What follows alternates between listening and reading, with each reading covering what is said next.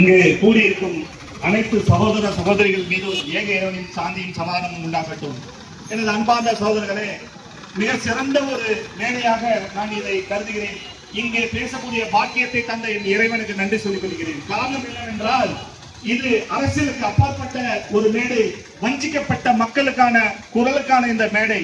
என் அன்பான சகோதரர்களே, இந்திய நாடு சுதந்திரம் அடைந்து விட்டதா? உங்களுக்கு எல்லாம் அதுல டவுட் இல்ல, சுதந்திரம் அடைஞ்சிருச்சு இல்ல. 1947 இந்தியா சுதந்திரம் அடைஞ்சிருச்சு. இப்போ நம் ஜனநாயக நாட்டுல நம்ம மக்கள் உறுதியோட வாழ்றோம். ஆனா இந்த மக்களுக்கு சுதந்திரம் கிடைக்கல. எப்படி தெரியுமா? சுதந்திரம் கிடைச்சிருச்சு, உங்களுடைய இடத்தை பதிவு செய்யணும்னா வெள்ளக்காரன் வரணும்னு சொன்னா எப்படி இருக்கும்? வெள்ளக்காரன் வந்து உத்தரவு கொடுத்தாலும் உங்க இடத்தை பதிவு செய்வோம்னு சொன்னா எந்த அளவுக்கு ஒரு கோபம் ஆபத்து உண்டாகும்? அந்த மாதிரிதான் 1912 இது தனியார் இடம் என்று எப்போ சுதந்திர அடையறதுக்கு முன்னாடி வெள்ளக்கார ஆட்சியிலேயே இது வந்து தனியார் இடம் ஆணித்தரமா சொன்ன இந்த மக்கள் அடுத்து வாரிசாக கிட்டத்தட்ட ஒரு 7-8 தலைமுறை மாறின பிறகு 2019 நடுராத்திரி உங்களுக்கு ஞானதயம் வந்துருச்சு.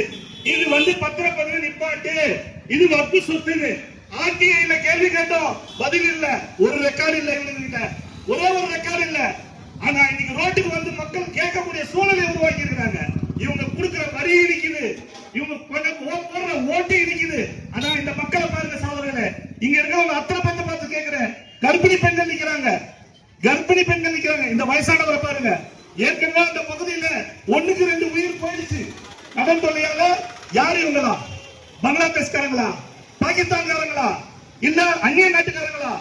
இந்த நாட்டினுடைய மண்ணின் மைந்தர்கள், சகோதர சகோதரிகள், நீங்க ஒரு சுண்டு சீட்டு நமது இஸ்லாமிய சமுதாயத்துக்கு எதிராக, மத்திய அரசுக்கு எதிராக போராட வேண்டும் என்று சொன்னோன்னு துண்டு சீட்டு கொடுத்தோன்னு ஓடி வந்து நிக்கக்கூடிய இந்த மக்களுக்கு நீங்க எல்லாம் நிக்கலைங்க போது எவ்வளவு வேதனை.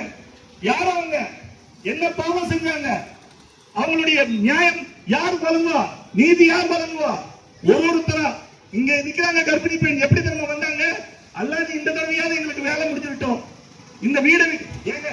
அவங்க என்னங்க, எங்க ஊர்ல கப்பல் வருது, விமானம் வருதுன்னு சொல்லி இந்த இந்திய நாட்டுக்கு பொய் கணக்கு எழுதியாங்க வீடு வாங்கினாங்க. வீடு சுத்தி அவங்களுடைய தொப்பி 30 ரூபாய் தொப்பி 3 சாபத்துக்கலாம். நம்ம எங்க வந்து பதில் சொல்லுவோம்? யாரு நின்று கேட்கணும்?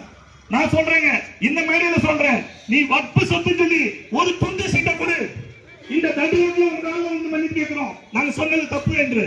எந்த ஆதாரமும் இல்லாம ஒரு பொய் லெட்டர் எங்க பதிவுத்துறையில பதிவே பண்ணது இல்லையா? கிம்பளம் கொடுத்தா சம்பந்தமே இல்லாத இடத்துல பதிவு பண்றீங்க. நான் எடுத்து தட்டுமா லிஸ்ட், எத்தனை இடங்களை பொய்யான இடங்களை நீங்க பணம் வாங்கிட்டு லஞ்சம் வாங்கிட்டு பதிவு பண்ணி கொடுத்துருக்கீங்க. லஞ்சம் கொடுத்தா பதிவு பண்ற நீ இந்த ஏழை மக்கள் அவங்க ஏரியாவுல போய் பாருங்க எவ்வளவு கஷ்டப்படுறாங்க. யாருங்க கேட்கணும்? ஒண்ணு தெரியுமா? இந்த ஊர்லயே நான் அடிச்சு சொல்றேன், அது தவறா இருந்தாலும் பரவாயில்ல, ஈமான் உள்ள மக்கள். ஏன்னா இவங்களை பயன்படுத்திக்க இஸ்லாத்துக்கு எதிராக இருக்கக்கூடிய ஒரு கட்சி வந்து நாங்க ஆதரிக்கிறோம் அப்படின்னு சொன்னப்ப கூட இல்ல, நாங்க இப்படியே போராடிக்கிறோம், எங்களுக்கு நியாயம் கிடைக்கும், எங்க சகோதரர்கள்